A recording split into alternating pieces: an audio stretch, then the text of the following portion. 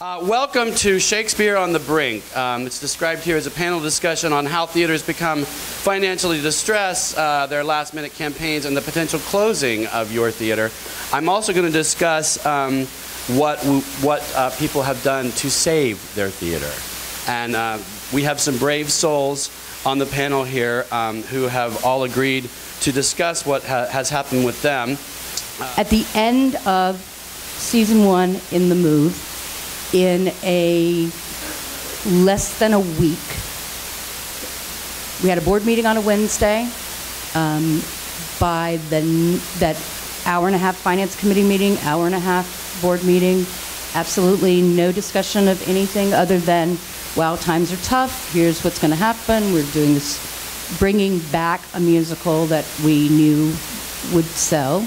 Although it was not selling in the way it had sold initially, but we knew we were in a whole new world. We as a staff knew that this was a 3-year thing. You know, you had to move, we had to rebuild our audience, we had to rebrand ourselves, we needed to do more work on what we had done to the interior of the theater because it wasn't working very well for us.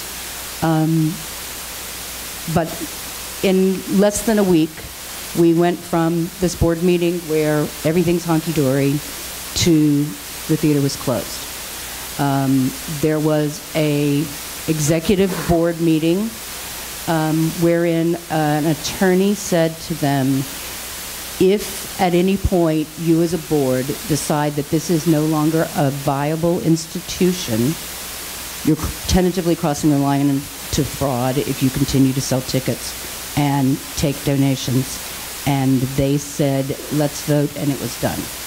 So we put 37 people who had been full-time employees and an entire cast that was contracted to begin rehearsal the next day out of work in an instant. And again, I'm not saying that Florida Stage maybe ultimately didn't have to close. Maybe it had run its course.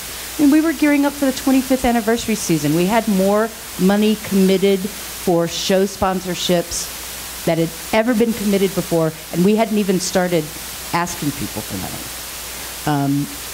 It was just so short-sighted, yet at the same time that anyone could say, well, we didn't know. We knew going into it. We knew when we left Manalapan. We knew before we left Manalapan. We knew we had to leave. You know,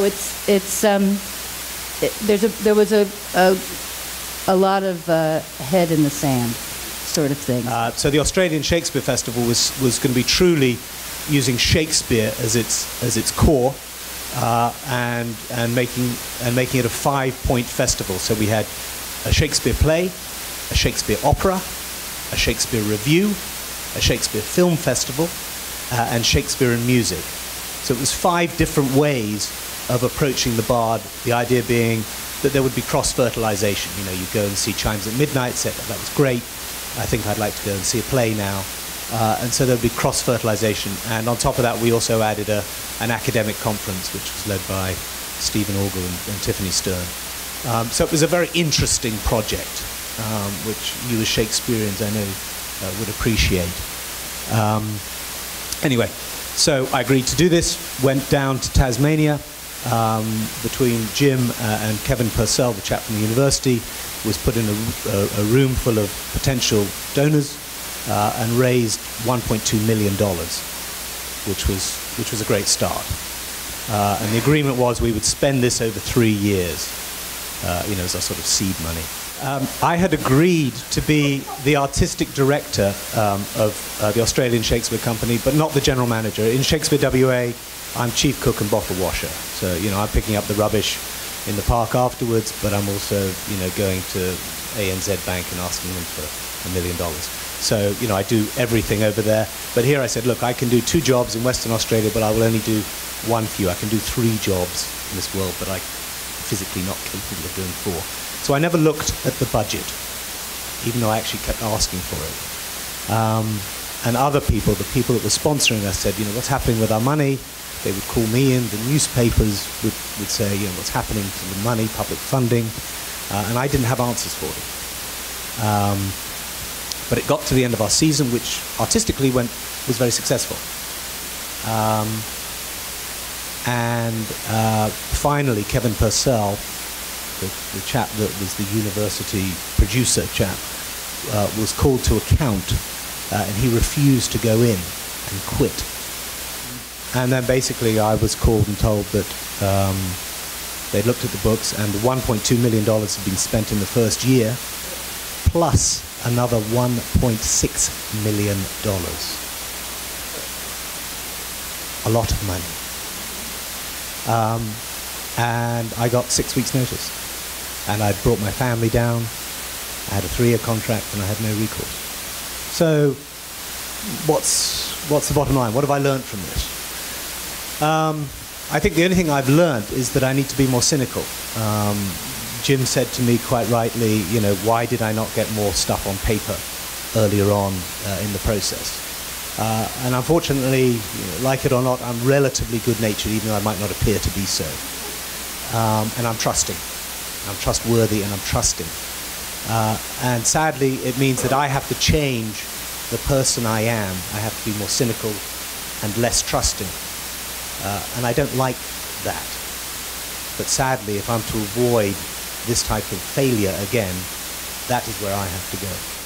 I think, for me, the most stunning lesson of this is hearing Nan's story and just knowing that a couple of different people in that room could have completely changed the outcome of this. We don't get to decide. It's many people who make this decision. And we were very lucky that we had a number of really strong and smart, savvy board members in the room who said, this is what we're going to do, instead of just closing the doors. Because there were both sides of that argument happening. There were people who wanted to go forward without saying that save Georgia Shakespeare. There were people who and try to figure it out under the table so we didn't have to admit defeat publicly and go through all of that. There were people who just wanted to close and thought, we're tired, let's just go home. And then there were people who thought, let's go to the community. And I think the crux of the success of this is sheerly on the fact that the community chose to help.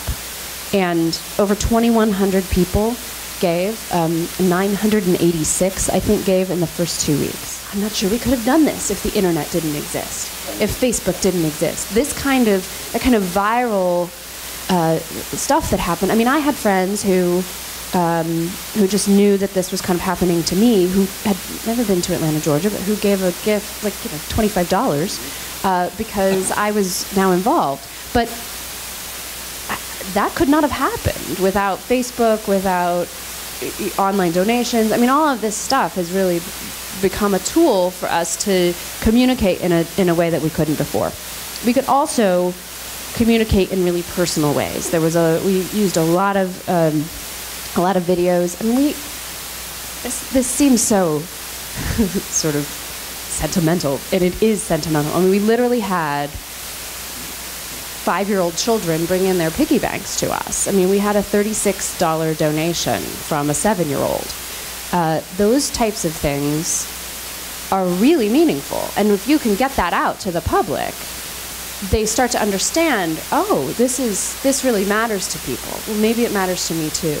And I think the biggest lesson for me in this is that the community has to choose to be with you.